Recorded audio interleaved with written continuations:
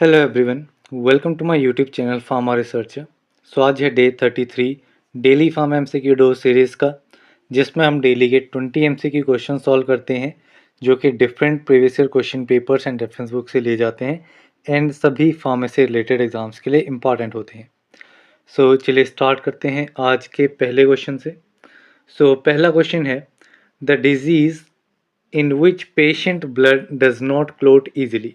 ठीक है, एक ऐसा डिजीज़ जिसमें पेशेंट का जो ब्लड है वो ईजिली क्लोट नहीं हो पाता है, वो डिजीज़ इनमें से कौन सा है?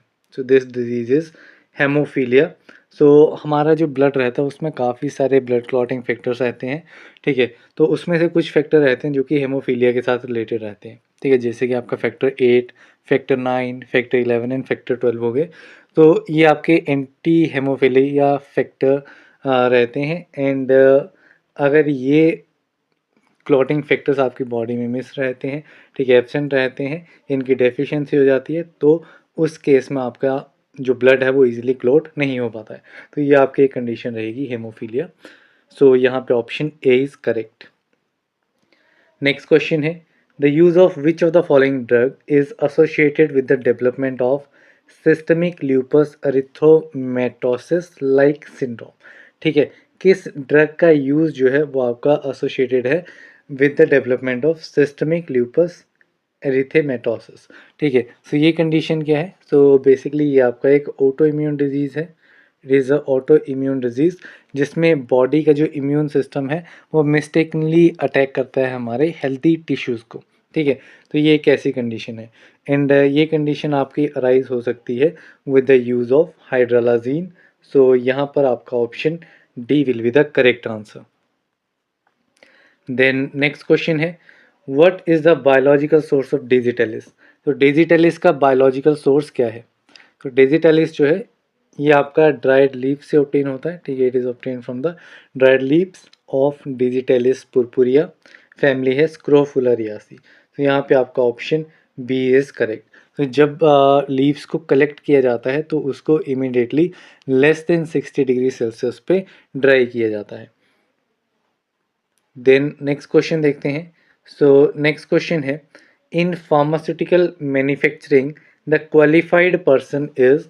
सो फार्मास्यूटिकल मैन्युफैक्चरिंग में हमें किससे क्वालिफाइड पर्सन कहेंगे? ठीक है, क्वालिफाइड पर्सन वो होगा जो कि इंश्योर करेगा कि जो स्टैंडर्ड्स हैं गुड प्रैक्टिसेस के मैन्युफैक्चरिंग में वो कंप्लाइड हो रहे हैं। ठीक है, उनको अच्छे से फॉलो किया जा रहा है या नहीं किया जा रहा है, वो सारी चेकिंग जो है वो उसको इंश्योर करेगा आपका एक क्वालिफाइड पर्सन। सो यहाँ पे आपका option A will be the correct answer. Next question है, the drug which was use as lie detector during the second world war is. तो एक ऐसा ड्रग जो कि यूज़ किया गया था as lie detector second world war के दौरान। सो ये ड्रग कौन सा था? सो उस टाइम पे एक ट्रुथ सीरम जो है वो यूज़ की गई थी, ट्रुथ सीरम। ठीक है, सो जिसमें आपका मेस्केलिन, स्कोपोलामाइन, मारिजुआना इनका यूज़ किया गया था, जिसमें आपका हायोसिन जो कि आपका स्कोपोलामाइन रहता है। सो वो ड्रग जो है वो आपका यूज़ हुआ था। तो यहाँ पे आपका option A hyoscine is the correct answer. Then next question है, calculate the child dose if the age of the child is 5 years and adult dose is 600 mg। ठीक है, तो यहाँ पे हमें चाइल्ड डोज कैलकुलेट करनी है 5 ईयर ओल्ड चाइल्ड की, जिसमें अडल्ट डोज जो है वो 600 mg दी गई है।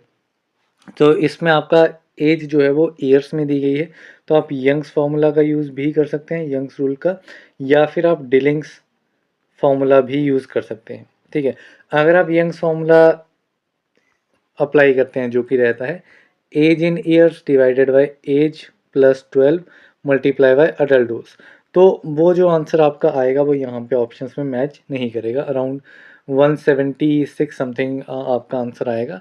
बट जब हम डिलिंग्स फार्मूला या डिलिंग्स रूल को अप्लाई करते हैं, ठीक है, वो भी आपका बिटवीन 4 to 20 ईयर्स चिल्ड्रंस के लिए रहता है, तो उसके अकॉर्डिंगली चाइल्ड डोज रहती है age in years divided by 20 multiply by adult dose. तो यहाँ पे एज आपकी कितनी है? 5 है, डिवाइडेड बाय 20 आ जाएगा, मल्टीप्लाई बाय अडल्ट डोज है 600, 5 डिवाइडेड बाय 20 4 आ गया एंड 4 इंटू 150, सो ये आपका 600। तो यहाँ पे आपकी डोज कितनी होगी 150 mg। तो यहाँ पे आपका option C will be the correct answer. बाकी यहाँ पे स्पेसिफाई नहीं किया गया है किस फार्मूला से करना है, बट जो आपका फार्मूला एप्लीकेबल होगा वो आपका यहाँ पे रहेगा Dilling's formula. Then next question है the hormone that is produced by placenta rescues corpus luteum from degeneration until third and fourth week of pregnancy is. तो ऐसा कौन सा हार्मोन है जो कि प्लेसेंटा प्रोड्यूस करता है एंड कॉर्पस लुटियम को रेस्क्यू करता है फ्रॉम डीजनरेशन, ठीक है, किस दौरान, third and fourth week of pregnancy के दौरान।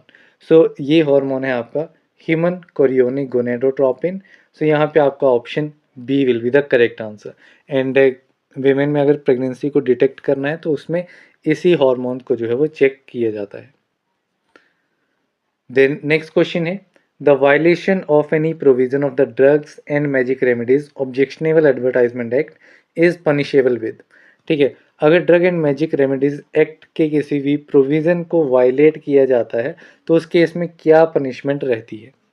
तो इस केस में आपकी पनिशमेंट रहेगी इम्प्रिजनमेंट अप टू 6 मंथ्स और फाइन और बोथ। ठीक है, इम्प्रिजनमेंट हो सकती है 6 महीने तक, या कुछ अमाउंट फाइन का लग सकता है, या दोनों चीज़ें हो सकती हैं। तो यहाँ पे आपका ऑप्शन बी जो है वो करेक्ट आंसर रहेगा।